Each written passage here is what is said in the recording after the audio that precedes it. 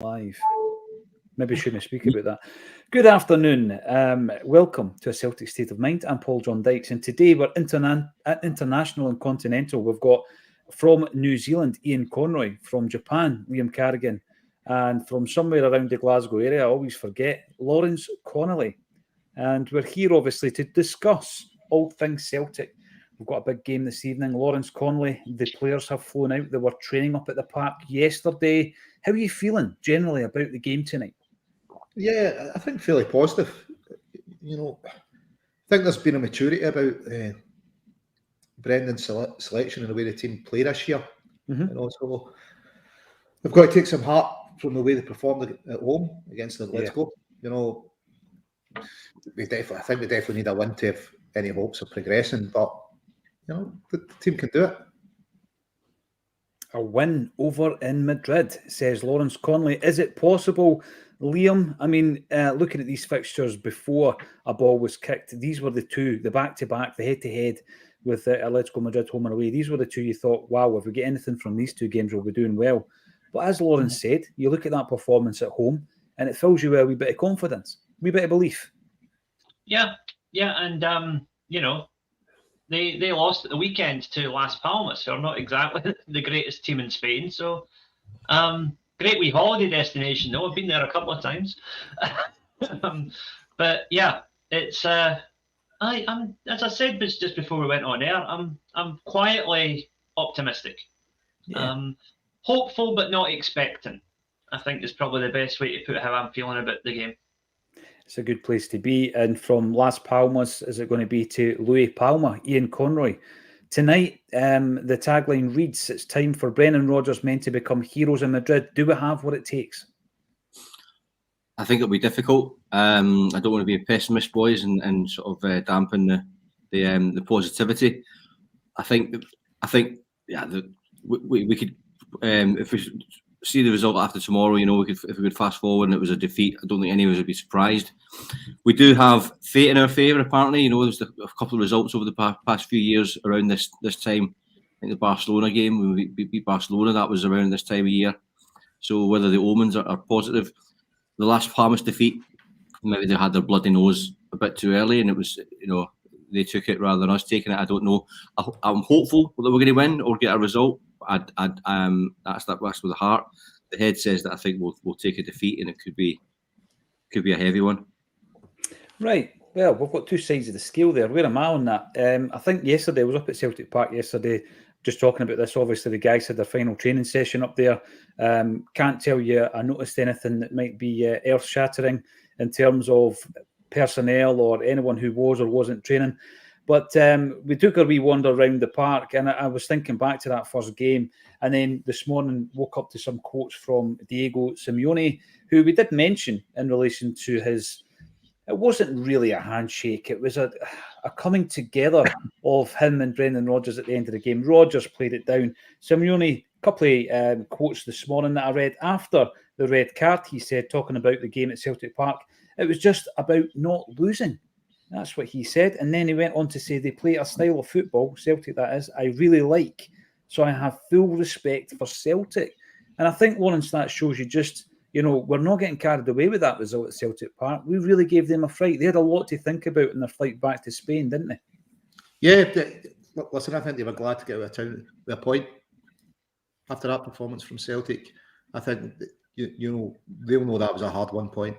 And they're in for a game tonight. I think that they're going to have to worry about us as well. It's not just. I think when the draw was made, they might have been thinking, you know what, that'll be an easy 3 points against Celtic at home. I don't think they're thinking that after last week. Without a doubt, and we've got to go over there again and give them the exact same treatment. He expects, says Simeone, the same style of play, the same tempo that we approach the game at home. And I think that we've had some famous European victories, but they've just been too fleeting, Liam. A score here, a result there. We celebrated, obviously, our 136th birthday yesterday, did Celtic. And, it casts your mind back to the 125th anniversary, whereby we just celebrated by beating the best team in the world. Barcelona. And we go back to these results, don't we? We go back to the Lazio wins, the home and away under Neil Lennon. But it's all been a bit too fleeting, Liam. It should be, looking at this campaign, we've got off to a bad start. We know what the circumstances have been. But is it salvageable? Can we do anything to save this campaign? Or am I just clutching at straws here, Liam? Look, it's always possible. It's always possible with Celtic. And that's the great thing about being a Celtic fan, is that I have seen, in my time following Celtic, some really great Celtic teams put in some really good European performances. And I've seen some truly awful Celtic teams fluke some amazing results as well. So, you never know. You just never know. And, as the song goes, we only know there's going to be a show. And I think that's exactly what's going to happen tonight. It's going to be a good game to watch. I hope, personally, I'm just a personal thing. The Barcelona game was 10 years ago this week. And Uncle Frank, if you're up there, I hope you're watching. He and I went to that game together, and it's a great memory for me.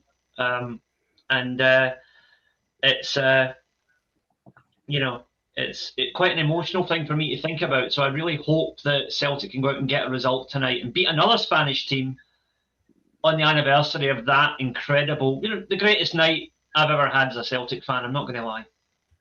Yeah, they take you to places, Liam, that, elsewhere in your life it's difficult to reach those heights. But Liam, if anybody's got any complaints in the comment section about my next question to Ian, it's on you, because you mentioned about a song. He goes, as the song goes, I'm obviously drinking out of a Beatles mug, as is Ian Conroy. By the way, didn't notice the yellow sub mug there.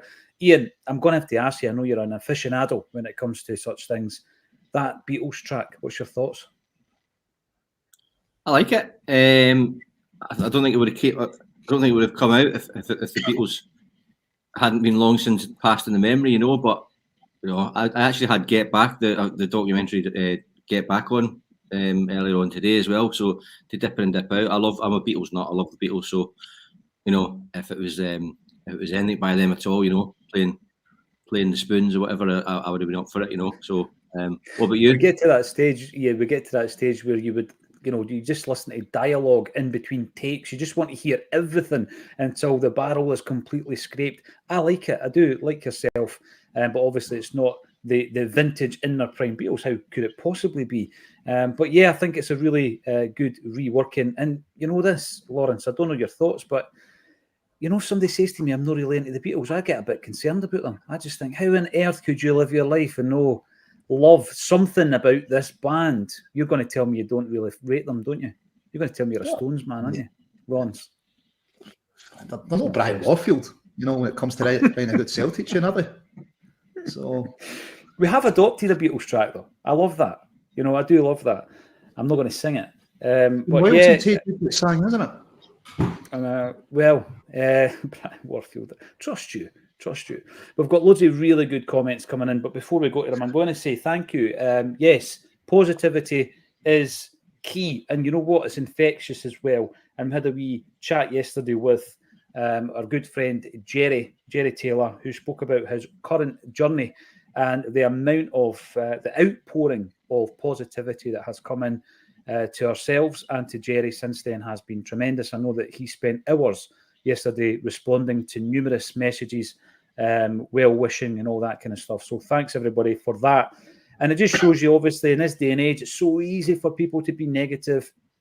The other day there, you make some kind of comment about football and someone will have a personal dig at you on social media. So the best way to do that is just absolutely drown it out with positivity. And I think that's what Jerry did the other day. Fair play to him. And then this morning, I got a message from Jamie Tierney Sr. to say, and this is incredible, and the person responsible may well be listening, they wish to remain anonymous, which I find a lot of the time is the way with people that are doing random acts of kindness and generosity. But yesterday, they donated a £1,000 donation, having heard about wee Jamie on Acsom. So £1,000 donated to the fundraising link, which is actually under this video. So Jamie Tierney Sr., messaged me this morning to let me know. Thanks, everybody, for your continued support. That kind of stuff is just absolutely sensational. Unbelievable generosity at a time where there is a lot of doom and gloom in the world. So thank you, everybody, for keeping that positive vibration when we're on the old Acsom train. Double Denim, I firmly believe we can get a result. I like that. If we keep our discipline, show initiative, and let Palma hit 30-yarders at every opportunity. I want to start off by talking about Lewis Palma, and I'm going to come to you, Lawrence. Here's a guy who's come in, and at the beginning of the season, I said it was time for Abada to kind of shine since Jota had left the building. He had to come out of the shadows of Jota. Obviously, he was injured. We had brought in 3 wingers. And at that time, you're looking at all 3 of them, Lawrence, are on the kind of same level, because you need to see them play before you can make a kind of judgment on them. We brought in Palma, Yang, and Tilio. And for a number of different reasons, Palma's had most game time, but he is looking like a shrewd bit of business. I commented that his goal was Rodgick-esque at the weekend. I'm not comparing him to the player, obviously, but he has the technique, doesn't he, Lawrence? And he seems to be a big game player. He likes the big occasion, as his performance against Lazio and Atletico Madrid the other week shows. Is he going to be the guy tonight? Is he the main man, the talisman this evening?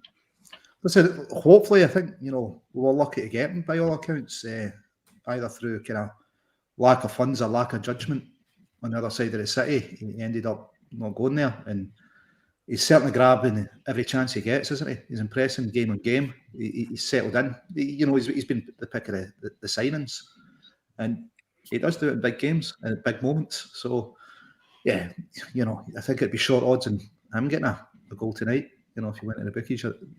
So, yeah, hopefully he starts and gets another goal. The thing with Palma that I keep banging on about, Liam, is we do come up against, and I don't expect this tonight, of course, we come up against packed defences a lot. And one of the best ways to overcome that is with that kind of level of technique that he possesses, and David Turnbull's shown in the last few weeks, and actually throughout his Celtic career, that he's got in his locker as well. How important is that going to be for us tonight, where chances you would expect to be few and far between? Yeah, I mean, our best chances may well come from long range. So, as Double Denim said, the 30-yard screamers would be very welcome tonight. Mm-hmm. So, you know what? I'm just thinking, we've been talking a wee bit about music there. And in honour of our comrades in the Green Brigade, I'm going to chuck a wee bit of pyro into the comments here. How many more screamers like that does Palma need to score before we start playing the Magnificent Seven theme for him? Well, there's the thing. The Magnificent Seven, right? So I remember, Prawn Sandwich Brigade incoming, right? Being in the number 7 up at Celtic Park. And I was looking around, they've got like the names on the glass. So they've got them like stickered on the glass. And I tell you, not a word of a lie. So you walk in, Ian, right? And you've got Henrik Larsson and Jimmy Johnson, the 2 most famous number 7s. By the way, Kenny Dalglish played plenty of games as number 7 for Celtic, but I think he was more famous as a 7 for Liverpool in terms of the numbering, because you see him with various numbers on his shorts for Celtic. So you go in, it's Jinky, it's the King of Kings. Oh yes, but they also list all the other guys who have had the squad number 7, and I'm talking Miku and Freddie Lundberg and all these guys. So yeah, didn't Nadir Chifchi have the 7? What did he have? That's a question for Pierre I forgot to ask. What on earth were you thinking giving us him? But anyway, we now have a number 7. It's a heavy, heavy jersey. It can be a burden, Ian. Do we have a man? And I'm not, again, I've got to actually clarify this. I'm not comparing him to Larsson. But do we have a man who can wear that jersey? Do we have a man who we can play that song for in Lewis Palma? Yeah, it's a bit early to be sticking that on his toes. I think that's the jersey would be heavy. If we start bigging him up too much, we'll leave that to others in another part of Glasgow to do that kind of stuff. But I think he's definitely got potential to do it. He's got quality that everyone's mentioning. I like him. I like the look of him.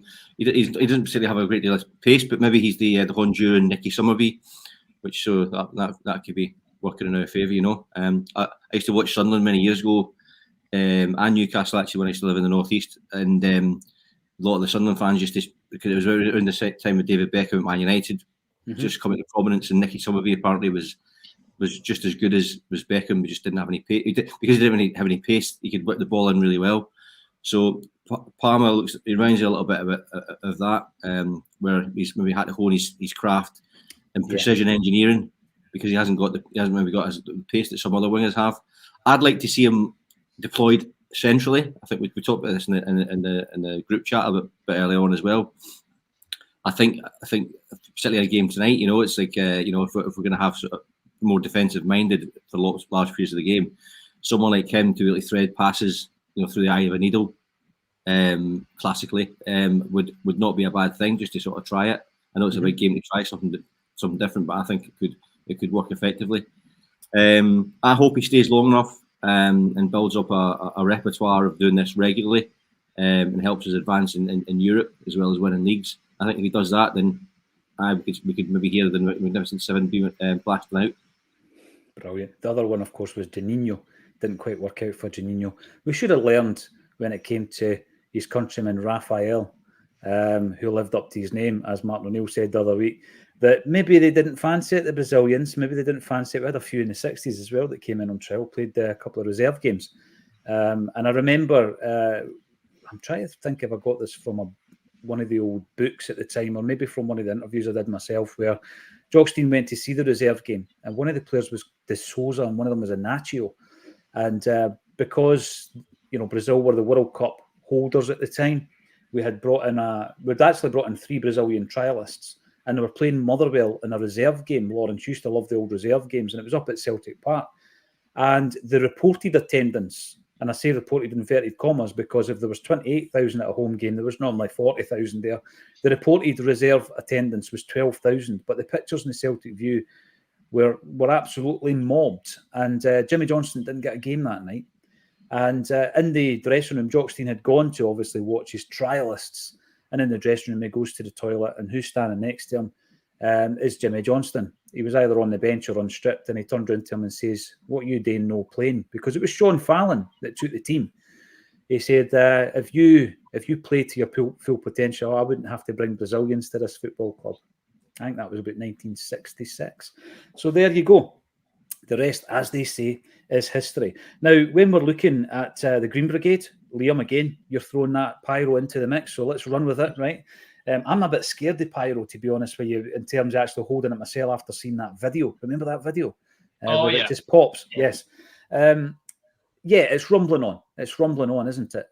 The toe-to-toe between the club and the Green Brigade, Lawrence. And we're at that stage yesterday we were talking about, happy birthday, dear Celtic. Isn't it time we healed the rift? We have to kind of bury this. How do you do it? Is there a way, Lawrence, if you think about even just in your own kind of like negotiation world within your own employment, is there a way of getting them round the table with the club? Do you need some kind of mediation? Is there a remediation possible, do you think, Lawrence? Is that something that both groups, the club and the Green Brigade, would be willing to do? And if so, do you think it would work to have a third party, someone who is already involved with the club in some way, shape or form, and a fans group? Is there a way around this, Lawrence? Because the time is now to sort it out.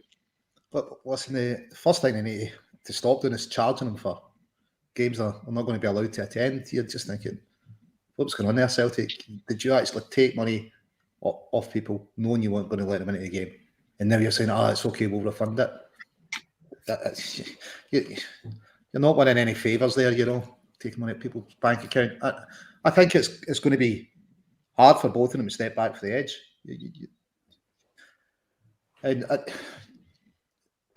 don't think it's over the Palestine stuff. I think the board have been pretty open about saying, look, we don't want pyros. Mm-hmm. They've made some fairly serious allegations about getting breaking into Celtic Park. Celtic members of staff been threatened.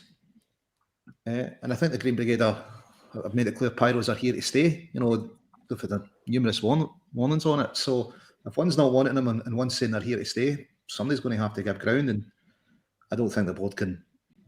I don't think they will back down. Certainly not while things are going well just now.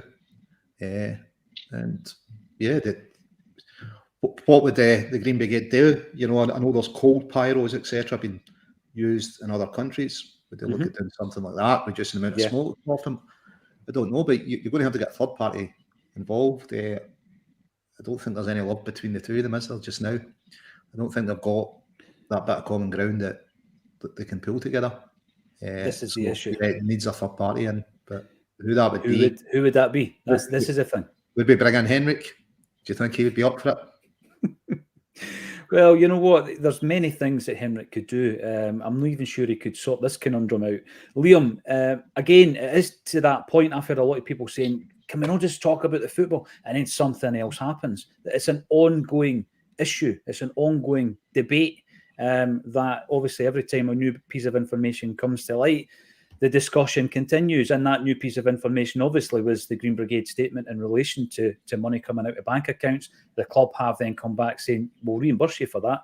So it's going on and on and on. And we said yesterday, Liam, we're building something here. It could be something really special under Brendan Rodgers. We want to concentrate on that. Building this side, going into the January transfer window and really bringing in some quality, and hopefully, be able to pull something out of this Champions League campaign. That's what we want to be talking about. But it's ongoing. How do you resolve it, Liam? Because you can't just continue on the impasse. You can't just leave it as it is, status quo. And, you think that, I think this, we're never going to agree. You need some kind of middle ground, don't you? Problem is that, well, much like certain conflicts around the world right now, positions have become so entrenched that the prospect of even talking about calming it down is just completely off the table. Excuse me while I shuffle uncomfortably with this fence that I'm sitting on here. But thing with the Green Brigade, right? Now, do I always agree with the Green Brigade? No. Do I think they've got a right to voice their opinion on social issues as much as anybody else has, and a football stadium is the place to do it? Yes, and yes. Because people say, oh, keep politics out of football. I'm sorry, but Celtic exists because of politics, right? We were set up directly to combat the anti-Irish bigotry that was rampant in Scotland at the time of our founding, and to a certain extent still exists to this day. That's why Celtic exists. We are there to stand up for the downtrodden. Now, the Palestine thing, I think, is, now again, I'm only speculating. I don't presume to speak for the Celtic board, but my opinion is the Palestine thing is what pushed them to do this. But if all the other allegations are true, and I assume that Celtic have evidence, otherwise they wouldn't say it, then the Green Brigade have made it easy for them. If you're going to be this, how do I say, this focal point for a political issue, you need to be whiter than white. And unfortunately, it seems the Green Brigade are not. So everybody's saying, oh, they're just doing it because of the Palestine thing. I think there's some truth to that. But the board have this dossier of other stuff that the Green Brigade have allegedly done, and Pyro is part of it. And that has made it easier for the board to kind of sweep the real issue under the table. I see things in the press like that absolute lunatic of a politician, Suella Braverman, saying that carrying a Palestinian flag should become a criminal offence. No, absolutely not. Not in a free democracy, which Britain still pretends to be. So I stand with the Green Brigade in that regard. They have every right to fly whatever flag they want, okay? We had this discussion back in the 1950s about flying flags at stadiums, right? Yep. Yeah. Ironically enough, Rangers were one of the few clubs that stood up for us and said we had a right to fly the tricolour, if you actually read into the history of that. Rangers and Clyde were the only two clubs that publicly supported Celtic in that argument, I believe.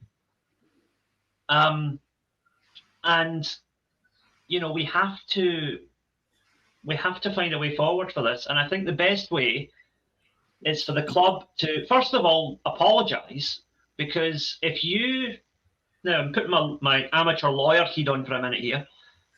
I believe under consumer laws, if you knowingly take money for a service that you are unable or unwilling to provide, knowingly, that's a crime. right? Celtic have committed a criminal offence there by taking money for tickets they had no intention of issuing. So they need to apologise for that before anything else happens. And that apology could then hopefully prompt the Green Brigade to say, well, all right, do you know what? Fine. We'll scale back the pyro a wee bit. You know, we'll, as long as you respect our right to make political statements, we'll do it less often. You know, there's room for cooperation there, but it needs to begin with sincerity, and someone has to make the sincere gesture. And I think Celtic, the board coming out and apologising for the financial stuff and making it explicitly clear that every fan has the right to express their political opinions, however you agree with them or not. You know, by the same token, I saw this week someone on one of the Celtic pages I follow, I can't remember which one, said, you know, talked about the poppy issue, and he got absolutely slated for it. And I said, look, I choose not to wear it. Am I going to tell him he can't wear it? No, that's the whole point. The whole point is choice, right?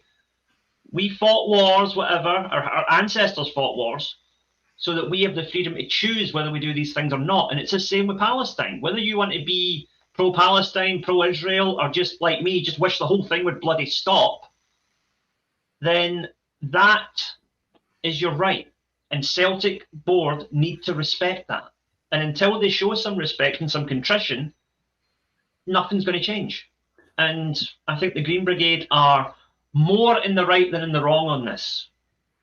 Right? They've done wrong things, they clearly have. But I believe that their core argument is just.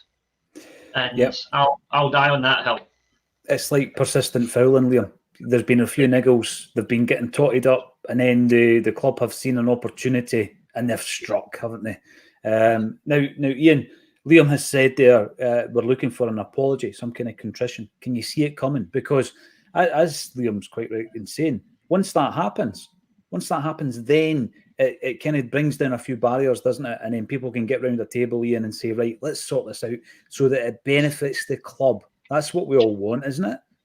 What's best for the football club? What's best for the football club isn't that the Green Brigade aren't in the stadium, that the major fan ultra group are at odds with the Celtic board. That's not good for the football club. So what's the best for the club? Let's get around the table. Do you think the apology will be forthcoming, Ian? And do you think it's possible to resolve this? You know, and let's do it ASAP. Let's do it before the end of this year, hopefully. Yeah. I think there's a crucial word. I think if it's removed or if it's put to one side, then that can happen. And the word is ego.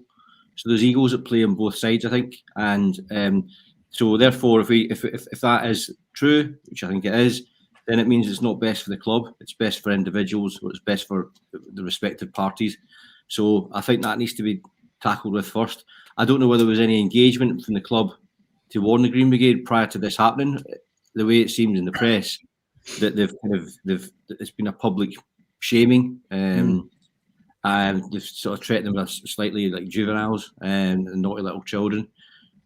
So that's not going to go down well with anybody. So that it's almost like Celtic got too big too quick, and now it's left that one of the parties has to manfully stand down or stand to the side or accept a spank, you know, or a bloody nose. We're all supposed to be part of the same team, so you know I'm with Liam there. The whole political situation, I wish it would stop. I'm all for peace, you know, and you know I don't want anyone to lose their life. I don't want anyone to live their lives in hardship like that. So I'm sure that's the same for most people. You know, so it's I hope it resolves itself. It's going to need some adult conversations. I think it needs to be some contrition on both sides. And let's get like Brendan Rodgers says, you know, he's been at pains to say it. We need unity, you know, if we're going to do well we need unity. So I think we need to just get the big boy pants on, start concentrating on supporting the team, move past it, which I know we can because the Green Brigade, they're missed, you know, and they had so much, Gives us that shot in the arm, especially on European nights. When you see, that's said before, it's like waiting for the John Lewis Christmas advert. You see when you're waiting for some of these tifos, the amount of intelligence and effort that goes into it. These things, they're wonderful. But if everyone fascism, ultimately we're against fascism. But when one side is absolutely this is the way it should be, and if you don't agree with us, you're against us or you're wrong.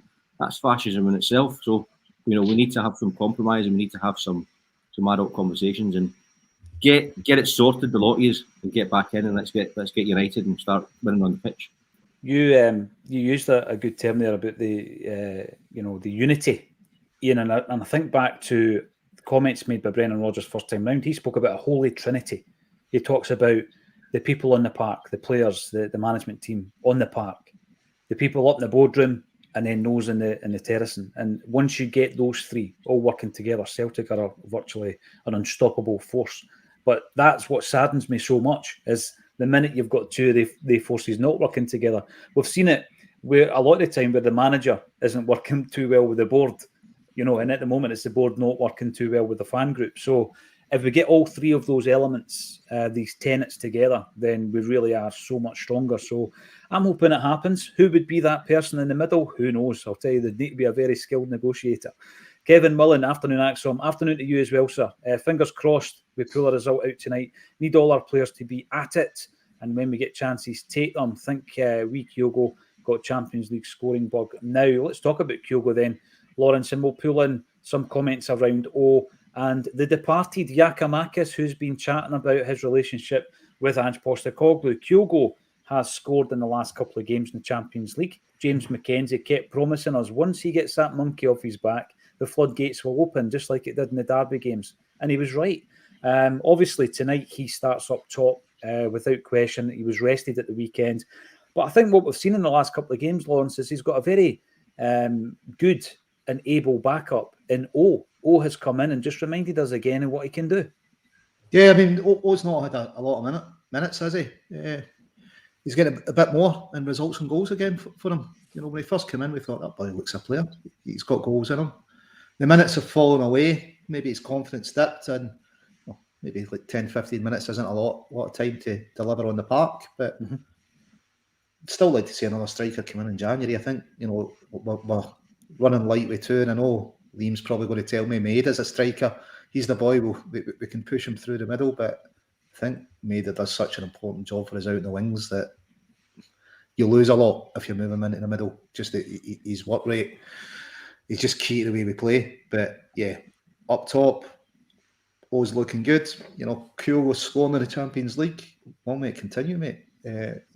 Hopefully he gets a goal tonight, but I think we're still light in the forward position. Giakoumakis, it was a strange one to let him go. He was almost guaranteed to score off the bench. Whether you liked his style or not, he gave you goals. You did. He's a forward. The league was more or less done, but it wasn't certain. So it was a strange one for the manager just to let him go, and maybe it's the manager had his eyes elsewhere at that point, wasn't he? Maybe he was just wasn't thinking long term for Celtic, be letting Giakoumakis go. He was maybe thinking short term, just get this league win. Nothing rocking the boat in here, nothing I have to deal with that I don't want to deal with. Just get the league win and I'll get my move down south, which he has. But yeah, on reflection, it probably saved us better if Giakoumakis was still in the squad. Well, there's plenty to discuss from that, I think, Liam. And the first part is in relation to obviously Big O coming in and making as much as he possibly can with 8 or 12 minutes at the end of games. It got to the point, it looked as though he was snatch at things. He wasn't playing his natural game. He comes in against St Mirren, and I thought he was much back to his normal, what we saw last season. Gets his goal, and then at the weekend, even though he didn't get a goal, I think overall his performance was very promising. He was obviously in there to give Kyogo a rest. It was a bit like Nat Phillips against St Mirren coming in to give Cat Vickers a rest. We're going to have to do that with the key players. Matt O'Reilly, of course, sitting on the bench as well at the weekend there. And then Giakoumakis, the only reason that's coming up, he's obviously had a very good move. It's worked out well for him. Fair play, obviously winning the award, Best Newcomer, over wee Messi as well. But there is revisionism. And I mean, I learned this the other night. I went and armed Liam to the Pierre Van Hooijdonk interview, knowing from yourself, in actual fact, from your previous career, that it was well known within the industry that he had been ridiculously misquoted when it came to the homeless comment. And it's difficult once it's out there, isn't it? It's difficult. And back then, it was a completely different form of media in that the newspaper is released, it's there, they'll probably talk about it on the radio the following day. And that's the story out there. And that's it.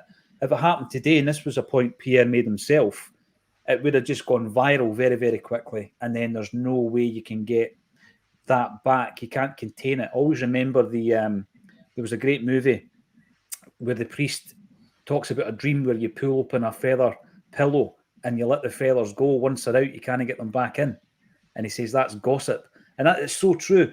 So Pierre spoke about that, and obviously the story's out there. No matter what you tell people now, if they've made their mind up, Pierre did say that, it means he said it, even if he never.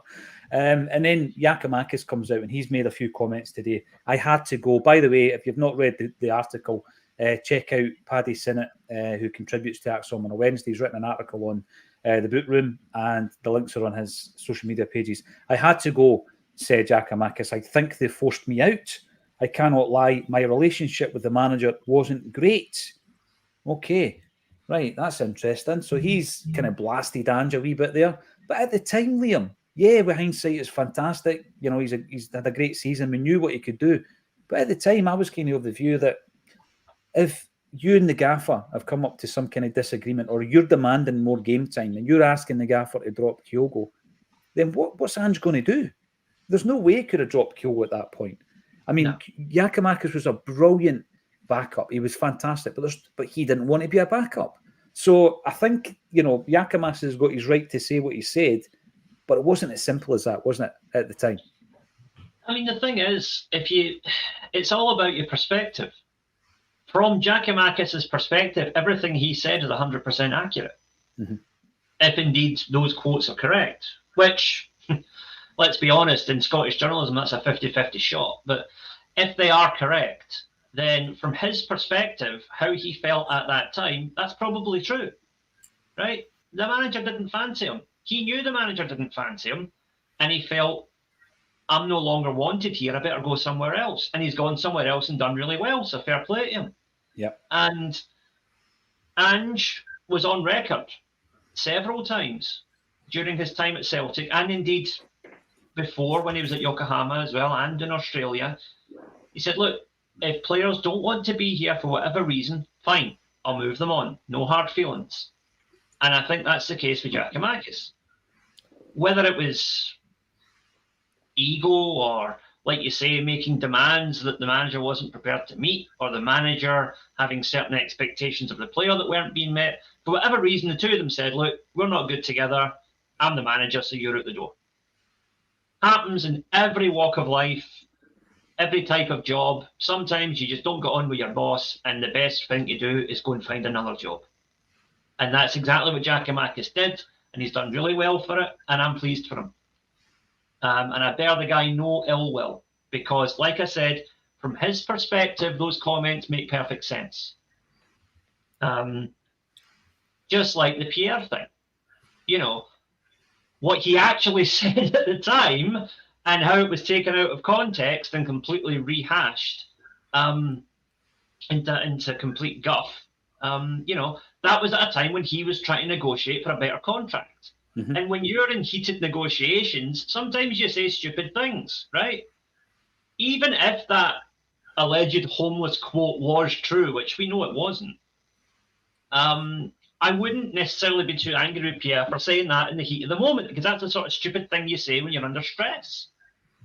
And, the problem now is anybody says anything stupid, it's all over Twitter, it's all over Facebook, it's all over everything in half an hour. I mean, my wee rant about 10 minutes ago about the Green Brigade may well end up on several Celtic pages tomorrow, and I might end up getting some hate mail, Wouldn't it be the first time? and a few Rangers ones as well at times, Liam. You go out live, it's out there, it's gone. People, that's it. Credit to the Rangers fans who can tear themselves away from their siblings for long enough to listen in. I'll give them that. How they have the time, I do not know. By the way, listen, we are a podcast open to all. But yeah, if you do want to make a comment, however, you do need to subscribe to the page.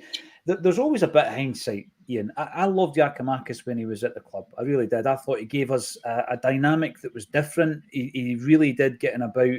I remember the 3-0 game, for example, at Celtic Park, where Hatate arrived, if you like. He had a phenomenal game that night. Giakoumakis, for me, was the best player on the pitch. Could have scored a hat-trick in the first half. It was something of an inspired display by the Rangers goalkeeper, who made numerous saves in the first half. But he ragdolled Rangers, to use an old term. He really did get in about their faces. He made them uncomfortable. I seen him doing it in Europe for us as well. Broke his Champions League duck. So it's not complete hindsight. But I'll go back to what I say, and Liam's reaffirmed it as well. If you've got an idea about your ability and you're standing within the team at that particular point, and the manager doesn't agree with it, there's only going to be one winner, isn't there? Yeah. I said this in the last podcast. I'd love to get him back. I don't know if there's a pathway to get him back. But Paul John, you made a comment a couple of weeks ago. I think it was when you likened it to the two different styles of management. And we've all worked for a gaffer before that have displayed both characteristics. Both and the way Ange manages and the way Brendan does. I think if it was Brendan Rodgers who was the manager, I think Giakoumakis would still be at the club. I think he would have had a way to keep him happy and balanced it. Whereas Ange, it's well documented that he had that distance between the players, and it was just almost like a schoolmaster and a pupil type persona. So and perhaps he saw that as being not committed. I mentioned before as well the word ego. We all have ego to a certain degree, and I think it's pretty easier to manage the likes of someone like O, who's 21, rather than Giakoumakis, who's 28, coming up to his 30th birthday, who's been there and done it a little bit more, and has certainly displayed a very capable and adept striker, so it's just different management. I think that it's a shame he's not at the club anymore. I wish he was still there. I think I was surprised that he wasn't more sought after when Celtic got him, and I was surprised he wasn't more sought after when he left Celtic. Yeah, absolutely. Yeah, and the transfer fee as well. It was strange how cheap it was when we got him, and then it was pretty surprising at how little we got for him. So yeah, I totally agree with that. And you're right. I remember the situation with different type of player, but Boyata, 1 minute he's refusing to play against AEK Athens, but he came back into the side. You'll remember the banner was up there. He scored the winning goal against Hatzanakis, I think it was, on that particular day, ironically enough. But Rodgers got him back into the side. He was able to put that arm around him and get a performance out of him because we needed the player at the time. We're going to be speaking about the starting lineup for tonight. Who makes it into the starting 11? Does Brendan Rodgers play his usual shape? I've heard a lot of people on the socials talking about going to a kind of three at the back with two inverted kind of fullback winger style players who are going to be doing a lot of work. I'm not sure he'll do that. What's your thoughts? Let us know in the comments section. Paddy Lavery, an absolute pleasure to see you as always. Afternoon to you. And Patrick Harold also, afternoon to you as well. Let us know what your thoughts are on tonight's game. The Urban Culture, I have already hoovered behind the couch. Hang in there, Celtic. It could well be one of those nights, but we'll be covering the game. As always, we'll be on live 30 minutes before kickoff at halftime, and then for 30 minutes for a catch-up for the reaction. Before we get into the kind of team news and your opinion on it, Lawrence, I think we're at a stage now where we just want the Green Brigade and the board to come together and find a resolution. But wouldn't it be nice to find a resolution with the state of our officiating and the VAR? Stephen Sloan comes in. What's it going to take for Celtic and the other clubs to speak out about Rangers being refereed to a different standard than everybody else? I'm not paranoid. This is happening every week. It's such a normal scenario within Scottish football that, anywhere else it probably wouldn't be tolerated, Lawrence. But I was saying the other day, the way I'm kind of going to look at it, so that people don't think you're a raving, conspiracy theorist and all this kind of stuff. Let's look at the refereeing and let's look at VAR and make a decision. Is it good enough? Let's not talk about any football teams right now. Is it good enough? And the answer, I think, is a resounding no. It's not. So how do you make it better? And then really, let's just clear the decks here. start again and make the officiating in this country as good as it can possibly be. Now, you can't make it as good as it can be, Lawrence, with the version of VAR that we've got. Now, correct me if I'm wrong, Celtic pay into this system. Every club does, doesn't it? Is it about time that the club said, listen, what we're getting here isn't actually worth the money. We need a better version of this. It's not value for money. We want the version where if it's offside, you can show us proof that it's offside. Like tonight, if there's an offside decision tonight, Lawrence, right, and you get that brilliant graphic and you can zoom in and you can see why someone's offside, then there's no complaint. You just take it on the chin and you move on. There's been loads and loads of decisions, both last season and this season, in the Champions League, for and against us. You just can't argue with it because it's there in black and white. One of the issues at the moment in Scottish football is we're using a VAR system that is not making it any clearer. Lawrence, where do we go from here? Look, listen, I believe the EPL's got a better VAR system, and people argue with that. I don't think it's the system per se. You've got a human element in there, choosing what they want to show you. Peter Grant spoke about it at one of the Acsom nights. That there's a guy saying, if it's a Liverpool game and he's a Man U fan, he'll make that line as thick as it needs to be, or as thin as it needs to be to get the result he wants. We've got people up here choosing images after the ball's left someone's foot. That's not what the rules say. It's the point of the ball being played. That's not down to the VAR system. That's down to the human element of the system. So you can go, well, let's go and get a better one. You're still going to have to tackle this human element. And I don't hear too many shouts, when it's Motherwell St Mirren or Motherwell Ross County. These aren't where the controversial decisions are happening or supposed malfunction of VAR or the system. Invariably involves one team and decisions that seem to favour it constantly. So to focus on the quality of the system, that's not your issue here. I think we know that's not. It's not part the issue. of the issue, Lawrence. Though it's part of the issue. Well, you're still going to have the same guys operating. I was saying it's one of the issues at the moment.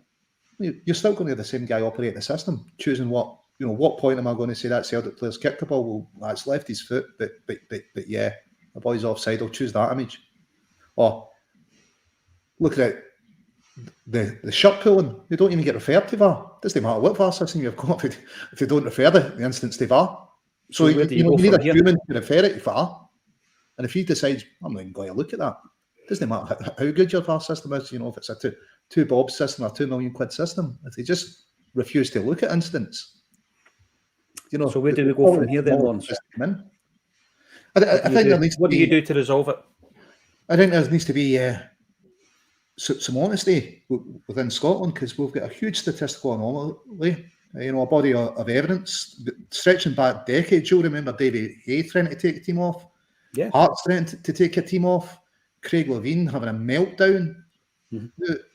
It's all because that Davy Hay incident should be revisited, Lawrence. People tend to forget. It was a 1986 Gold Cup final, am I right?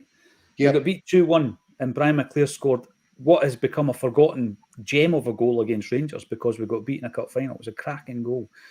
Dave Hay walks on the park and tells the players to come off. And then he follows it up the following day with a newspaper interview to say Celtic should be playing in England. This was 1986.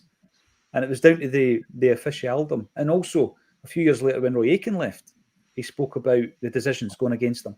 Now, by the way, I think Roy kind of softened a wee bit over the years, because when we spoke to him a couple of months back, Lawrence, he was going on about, listen, I think about other moments like the free kick, the throw-in in the 1989 Scottish Cup. And he mentioned a few moments with Bob Valentine that went in his favour. So I think he softened a wee bit.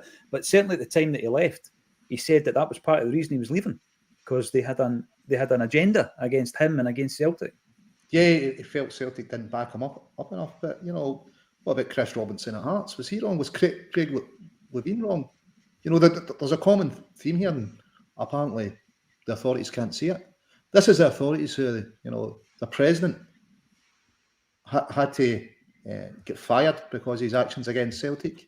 Their head of refereeing had to resign or get fired in disgrace because of anti-Catholic emails. But there's no problem.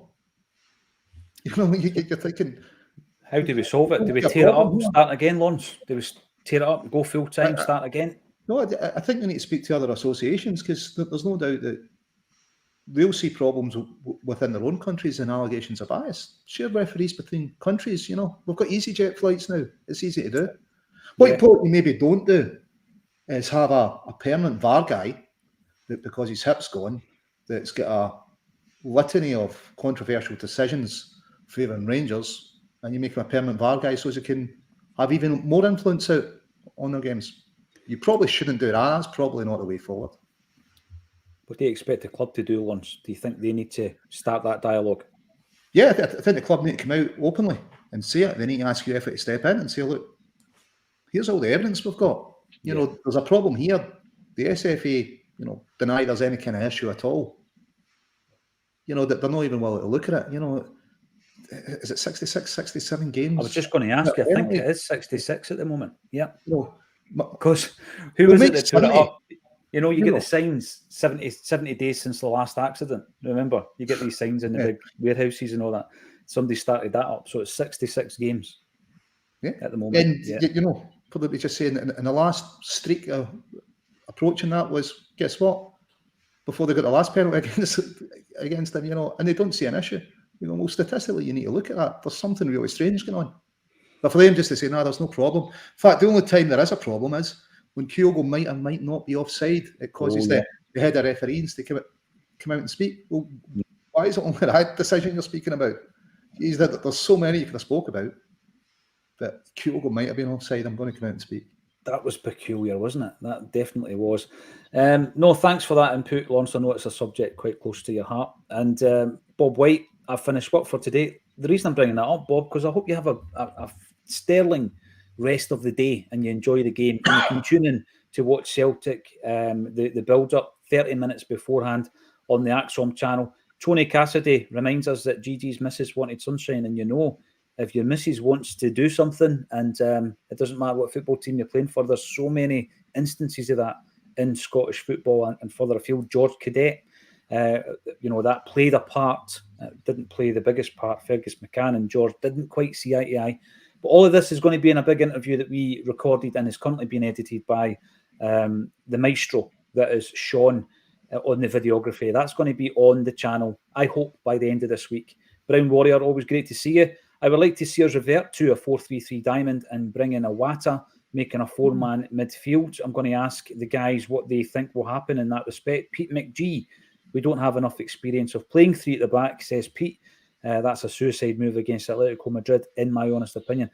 I think to shore it up for the last, 35, 30 minutes or so at home, we certainly played with three centre-halves. To shore it up, it might be an option if we get ahead or we're going into the last half hour level. James Floyd, whereas Ange would go for the winner. Buzzing for the game, troops. Come on. Right, let's talk about the lineup then, Liam. Give us your lineup and tell us any of the contentious subjects or positions, rather, that your reasons behind picking A, B or C. What's your lineup for tonight? Oh, if you'll indulge me, just before I do that, I'm just going to throw a wee statistic just to back up what Lawrence just said. Shout out to the boys at Celtic Down Under who sent this to me today. The team currently ranked second in Europe for the number of penalties they get versus the number of penalties they concede is PSG. They have had 32 penalties given to them and 12 penalties against them from August 2020 up until November 5th. So like last weekend, right?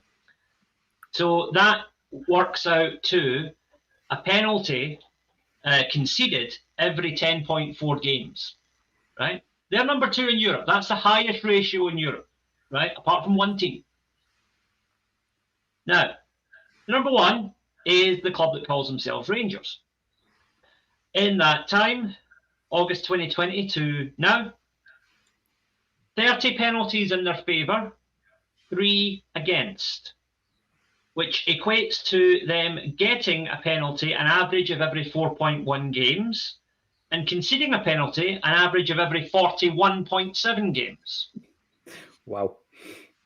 So you get 10.4 is the highest in Europe, apart from Rangers, which is 41.7 games per penalty conceded. I mean, That's no paranoid. That's statistically, that is facts. statistical proof of corruption right there. It's facts. It's facts. It's not an anomaly, Liam. This is the thing. No. Very peculiar Anyway, indeed. I'll move on to talking about the team as Yes. requested. So Joe Hart in goals, obviously. I think we start with two centre halves with the option to bring a third one in if we, find ourselves ahead or hanging on for a point. So I go with Scales and Carter Vickers. Yeah. Fullbacks, Taylor and Johnson, they pick themselves at the moment. Midfield, O'Reilly and McGregor, obviously. Now, here's where I throw a wee curveball in there. We were talking about Palmer and his potential as a sort of attacking midfield number 10. I would play him in front of O'Reilly and McGregor to make a midfield diamond, if you like. And triangle actually, no diamond. Sorry, that's why I failed my maths higher.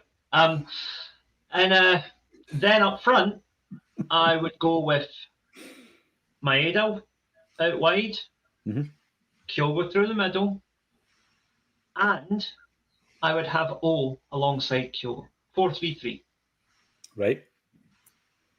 And would you have Kyogo drifting wide? Kyogo drifting, well? Maeda switching wings as and when required. Yep. Palmer, of course, would step out wide now and again. Just basically have that front four, essentially. Just give them a free roll. Because tonight's a free hit.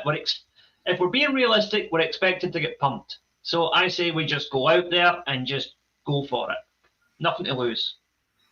You've got that Ange vibe going on now, Liam. I like it. I'm not so sure Brendan will go for that. But yeah, absolutely. It does make sense. I've heard a lot of people, and Ian mentioned it earlier, about the possibility of Palmer being that kind of number 10, playing through the middle. He seems to have all the attributes for that, whereas he does lack the pace to get past his man on the wing. So yeah, let's see what happens. Ian, what's your take on it? Mine's is very much more of a predictable lineup, I've got to say. Would you do something different? Can you see Brendan doing something different tonight, Ian? No, I think I wouldn't be surprised if he goes with the same team. Is it possible to go with the same team that we started with at home? Other than Hatate for Bernardo, I guess. Then Hatate, yeah, of course, yeah. So, I think that's how I see it. Liam, I like your thinking. I really do. I think it's not too much of a drastic change. I read an article from Gordon Strack, I think it was in the Record today. He was saying that when you change too many things, and especially in a big game, it can spook the players. And it looks like you're not trusting him. He's made that mistake in the past. So I think something too drastic in that cauldron, it could spell disaster. So I think kind of keep it as close to the starting lineup as we can. We did again in the home match, and then take it from there. We obviously with the option of making these changes for game management. This is a thing that I think you're confident with, Ian. If you need to make the changes within the game, Brendan's shown that we can do that. We shored it up at the time. I think we were all in that kind of Ange frame of mind where it was like, no, let's go and win this game. But he kind of seen the trouble coming. He'd seen it probably since half-time against Atletico Madrid at home. He's made the changes. We get a good result and we get the 2-2 draw. But just before I come to you, Lawrence, my team, just for argument's sake, it's Joe Hart, Johnston at right back, Taylor at left, Carter Vickers and Scales, central defence. You've got O'Reilly, McGregor and Turnbull. I think Turnbull's done enough to keep a hold of his jersey. Would I be surprised if he started with Bernardo? No, I wouldn't, to be fair. But when you score 2-2, you keep your jersey, if you ask me. And then up top, Kyogo, Palmer and Maeda. That's my starting 11, keeping the same shape as we have been playing domestically. Lawrence, what do you reckon is going to be Brendan Rodgers' choice for the starting 11 tonight? I think much the same as yourself and Ian, but it's, does Turnbull start, does Bernardo, or potentially home? So that's a decision he's got to make. You said, Turnbull's 2-2. He's got 8 months left in his contract or something. If there's a future for him, you'd expect him to be playing tonight, or there's not. We've got the problems with the European quota, but I think for me, I'd start home. A bit more energy, I think, than Turnbull. I think Turnbull slows it down too much. So, yeah, that'd be my change. Better defensively as well, I would suggest as well, Lawrence. The big talking points on the Acsom Bulletin this Tuesday afternoon have been the Green Brigade versus the Boards, the official situation in Scottish football at this moment in time, and of course Celtic going into another Champions League game tonight against Atletico Madrid. You can join us half an hour before the action kicks off for the pre-match. And I think that when you look at the impact of Jerry Taylor and his comments yesterday, followed up by the donation, the anonymous donation by an Acsom listener to the Jamie Tierney Fund, it just shows you that we are building a really important kind of base here and a good community of people. So thank you all for being part of that in the comments section. And the only other thing for me to say this afternoon is thank you to Lawrence Conley, Liam Carrigan and Ian Conroy for joining me on A Celtic State of Mind.